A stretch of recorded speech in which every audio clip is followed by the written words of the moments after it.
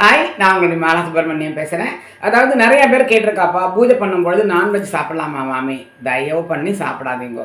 நிறையா காலத்தில் இப்போ எல்லாமே ஸ்போர்ட்டிவாக எடுத்துக்கிறோம், என்னானாலும் பரவாயில்ல, அதெல்லாம் பிரச்சனை இல்லை அப்படின்னு நம்ம நிறைய காரியங்களை, தெய்வ காரியங்களை பெரியவா அந்த காலத்தில் பண்ணினதை நிறைய அவாய்ட் பண்ணிட்டோம். அட்லீஸ்ட் 1-2 காரியங்களாவது நம்ம அதை பார்க்கணும் இல்லையா?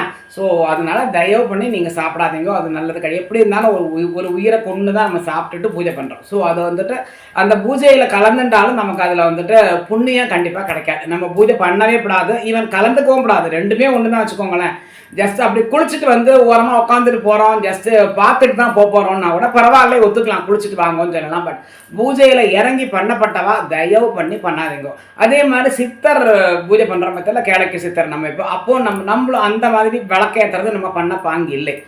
கார்த்தால இப்போ எழுந்து 4:30 மணிக்கு 5 மணிக்கு நம்ம விளக்கேற்றிடணும், குளிச்சுட்டோம் அப்படின்னா கூட பரவாயில்ல, மத்தியானம் 1 மணிக்கு 2 மணிக்கு நான் சாப்பிட்டுக்கிறேன் மாமின்னா வெல் அண்ட் குட்.